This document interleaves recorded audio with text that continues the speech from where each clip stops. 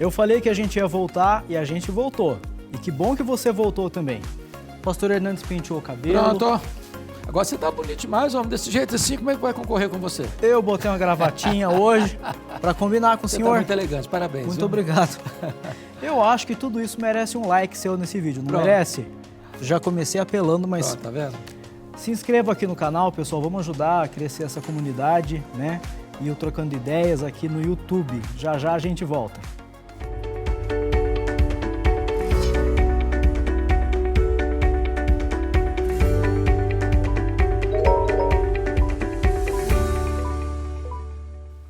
Muito bem, dando início a mais um Trocando Ideias. Sabe quem está gostando do Trocando Ideias, pastor? A Maria Gomes. Ela mandou um e-mail com uma pergunta e com o seguinte comentário. Olá, pastor, tudo bem? Eu não perco um Trocando Ideias, pois tem me ajudado em muitas dúvidas. Faça como ela fez, faça como a Maria Gomes fez. Manda um e-mail para cá, está aparecendo o endereço de e-mail. Facinho, gente, não precisa mandar carta, não tem que ir no correio botar selo, nada disso. Aí no celular mesmo, manda um e-mail para cá, sua pergunta vai chegar aqui para a gente. E a pergunta da Maria é a seguinte: na minha igreja, o pastor dá oportunidade para os irmãos recém-convertidos para orar, para as atividades da igreja, né? E ela pergunta se isso é correto, pastor. Tem coerência com a palavra de Deus? Veja bem, quando Saulo de Tarso, perseguindo a igreja, teve uma experiência de conversão no caminho de Damasco, qual foi a senha que Deus deu para Ananias, com ordem de ir lá onde ele estava, para impor as mãos sobre ele para ficar curado? Ele está orando. Então, não tem esse negócio de esperar um tempo para a pessoa se acostumar, se adaptar, amadurecer na fé para ter oportunidade de orar. Nasceu de novo hoje mesmo pode começar a orar. Então, tem base bíblica sim. Aliás, não teria base bíblica se ele não orasse. Mas para orar, pode orar. Continue orando. É claro que se a pessoa é um neófito, é um novo convertido, ele deva ser primeiro ensinado, discipulado, para depois ele passar a ensinar. Né? É outra coisa. Oração é uma coisa, pregar, ensinar é outra coisa. Porque aí você precisa ter um conhecimento para você não claudicar, né? Não tropeçar. Mas oportunidade de orar em público, nenhum problema. Nenhum problema. Muito obrigado, Maria, pela sua pergunta e pela sua participação. A próxima pergunta vem de Hervé Fernandes. Olá, pastor. Olá, Tiago. Olá. É um privilégio participar do programa. Privilégio é nosso em ter sua participação aqui. Eu sou calvinista convicto, mas preciso de um esclarecimento. A minha dúvida é a seguinte, pastor. Se o Espírito Santo é o penhor da salvação, então Hebreus 6, 4-8... diz respeito a quem apenas gozou dos benefícios sem de fato ter sido morada do Espírito Santo, já que ele é o penhor da salvação eterna? Veja bem, esse texto de fato que a pessoa cita aí, na verdade, é Hebreus 6, 4-8, né, que ele está falando? Isso.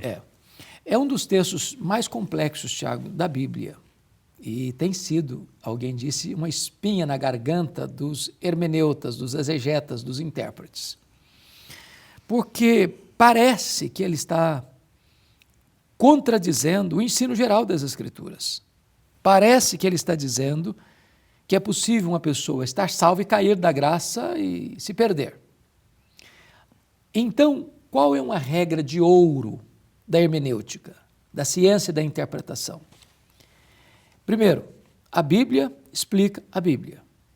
Segundo, isso significa o seguinte: não tem contradição na Bíblia.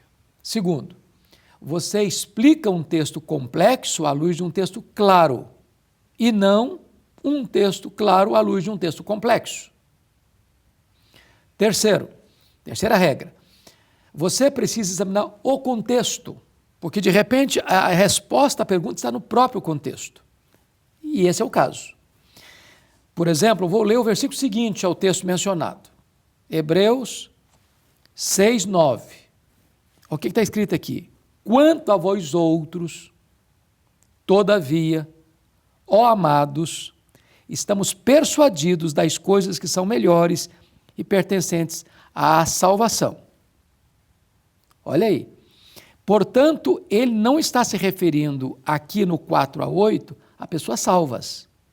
Ele está se referindo a pessoas que foram membros de uma comunidade local, que passaram pelo ritual do batismo, que experimentaram todas essas coisas, como Judas experimentou, porém, nunca tiveram a experiência de um novo nascimento. Mas ele contrasta esse grupo no verso 9, quando ele diz, quanto a vós outros, todavia, olha a conjunção adversativa aqui, quanto a vós outros, ele está comparando o que falou para esse grupo aqui, com o que está dizendo para esse outro grupo aqui. Quem é esse outro grupo aqui? Ó amados, estamos persuadidos das coisas que são melhores, pertencentes à salvação. O que o texto está querendo alertar, Tiago? É o risco do crente nominal. Gente que acha que o fato de pertencer a uma igreja, ele está salvo por isso. Gente que acha que se ele for calvinista, ou outro acha que sou arminiano, está salvo por causa disso. Ou a gente que acha que se ele pertence à igreja tal, à denominação tal, ele está salvo. Lembra lá do alerta que João Batista fez? Quando aquelas pessoas estavam vindo para o batismo no deserto? E ele diz, não comeceis a dizer entre vós mesmos, temos por pai Abraão.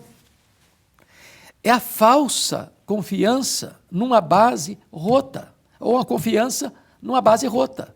Ou seja, temos por pai Abraão. Ou seja, se eu tenho sangue de Abraão correndo nas minhas veias, eu estou seguro. Não, é quem tem a fé de Abraão no seu coração é que está seguro. Então, esse é o caso aqui, né?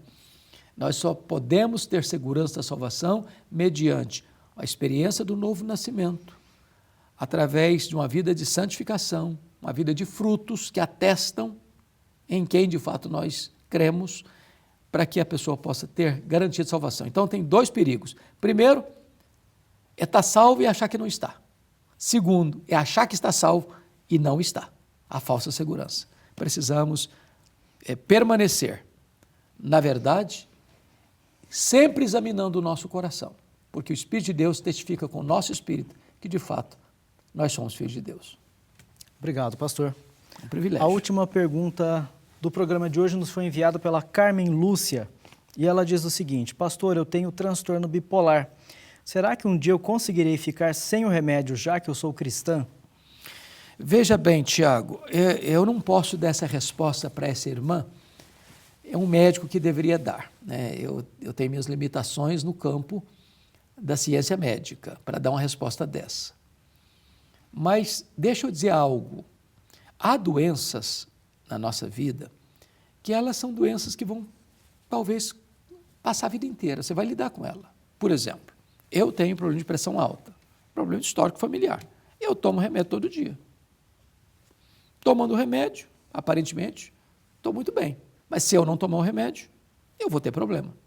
Então, uma pessoa, por exemplo, que ela é diabética, ela vai tomar o remedinho dela todo dia. Tem graus maiores e menores, todo dia. Se vai chegar um dia em que haverá uma cura de uma doença que se chama não tem cura, eu não posso entrar nessa seara, não é a minha praia, eu não sou médico, eu não domino esse conhecimento. Porém, é possível que a pessoa, de repente, seja curada. Deus, como diz um amigo meu, cura com os meios, sem os meios e apesar dos meios. Nós cremos em milagres. Deus pode fazer um milagre. Nós não duvidamos disso. Porém, na forma natural e normal e corriqueira da vida, é possível que eu tenha, para ter uma saúde física, mental e emocional equilibrada, que eu preciso usar remédio o resto da vida e vamos usar o remédio como dádiva de Deus. A medicina é um presente de Deus, o remédio é uma bênção de Deus. Nós devemos usá-lo sem qualquer drama. Ah, não é porque eu não confio em Deus que eu estou usando, não. Deus é que capacitou os médicos, Deus é que capacitou os cientistas para pesquisarem, para chegarem a uma vacina, para chegarem a um remédio, para chegarem a esses avanços da medicina para cuidar da nossa saúde. Muito bom. Nossa gratidão a você que mandou as perguntas e nos ajudou a fazer o Trocando Ideias de hoje. E agora nós temos um convite especial a todos vocês. Vamos falar da Posso Igreja fazer Presbiteriana? Isso? Claro. Epa, então tá lá. Bom, gente, a Igreja Presbiteriana de Pinheiros fica em São Paulo, na Avenida Doutora Ruth Cardoso, 6.151, de portas abertas todos os dias da semana, viu? Para receber você. e a sua família. Igreja missionária, igreja que ama as pessoas para servi-las com assistência social, uma igreja que cuida de gente, das crianças à terceira idade. Igreja pastoreada pelo meu grande amigo, querido irmão, reverendo Arival Dias Casimiro, e eu tenho o privilégio de cooperar com ele no pastorado desta igreja. Você pode acompanhar também toda a programação da igreja pelo canal do YouTube da igreja, se inscrevendo inclusive, ou pela IPP-TV 24 horas no ar, todos os dias, para levar a você um conteúdo bíblico confiável. Deus abençoe muito a sua vida. Tiago, que privilégio estar aqui com você. Repetindo, você está muito elegante. Parabéns, honrando as pessoas que estão nos assistindo e que Deus abençoe a todos vocês. Um abraço, pessoal.